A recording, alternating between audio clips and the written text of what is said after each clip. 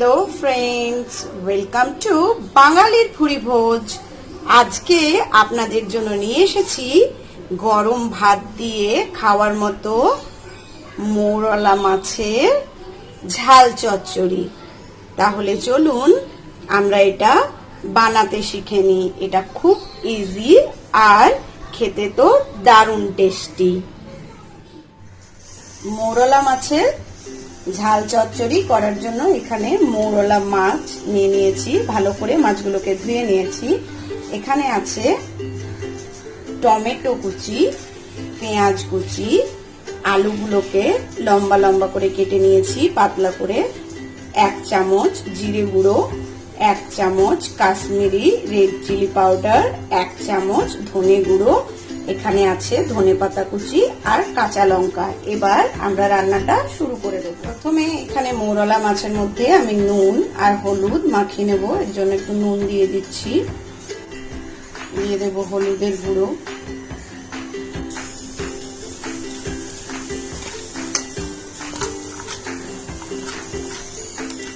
আমি সর্ষের তেল গরম করে নিয়েছি। এবার মৌরলা মাছগুলোকে তেলের মধ্যে দিয়ে দেব,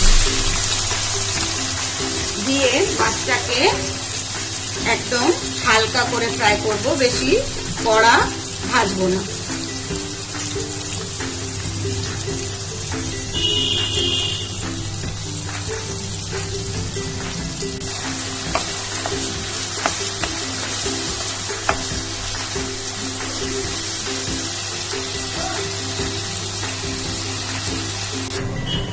মাছটা ভাজা হয়ে গেছে, এবার মাছটাকে তুলে নেব।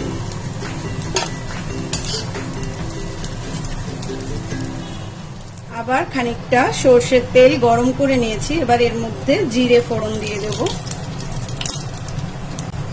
এবার অ্যাড করে দেব আলুগুলোকে দিয়ে এর মধ্যে একটু হলুদ আর নুন দিয়ে ভাজতে দেব।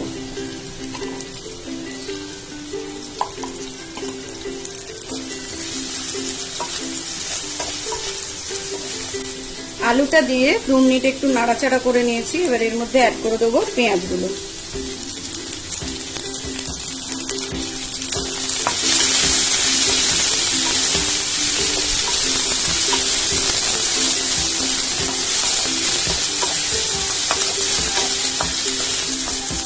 এবার এই আলু পেঁয়াজের সাথে এই জিরে গুঁড়ো,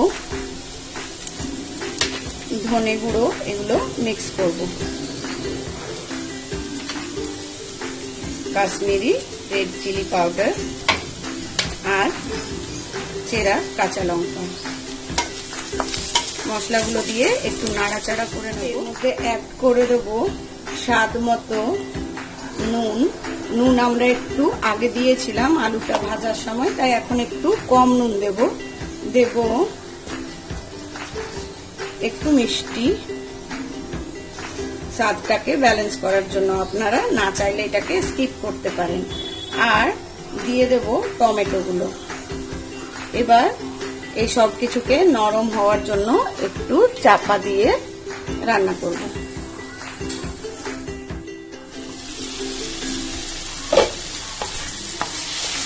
টমেটোগুলো সেদ্ধ হয়ে গেছে, আলুগুলো সেদ্ধ হয়ে গেছে। এবার এর মধ্যে দিয়ে দেব ভেজে রাখা মৌরলা মাছগুলো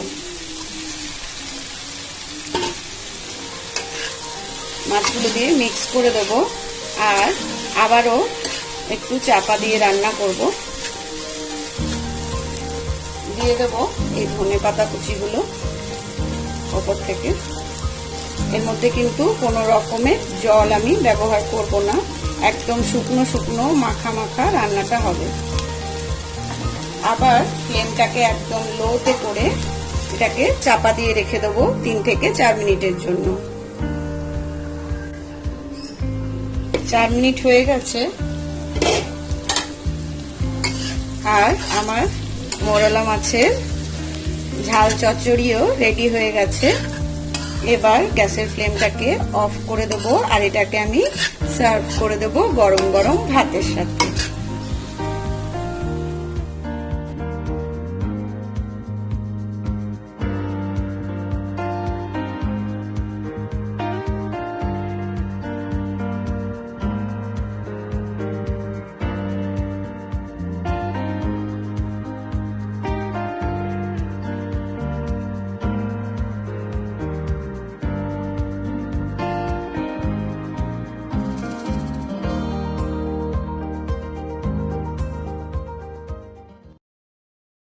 আজকের এই মা ঠাকুমার হাতের রেসিপি যদি আপনাদের পছন্দ হয় তাহলে অবশ্যই রেসিপিটাকে লাইক করবেন, কমেন্ট করে আমাকে জানাবেন আপনাদের কেমন লাগলো, আর ফ্যামিলির সাথে ফ্রেন্ডদের সাথে অবশ্যই ভিডিওটাকে বেশি বেশি করে শেয়ার করে নেবেন। যারা আমার চ্যানেলটা নতুন দেখছেন তারা অবশ্যই চ্যানেলটাকে সাবস্ক্রাইব করে নেবেন আর পাশে থাকা বেল আইকনটা প্রেস করে আমার পাশে থাকবেন। আজকের মতন টাটা, দেখা হবে আবারও এইরকমই কোনো সুন্দর একটা রেসিপি নিয়ে।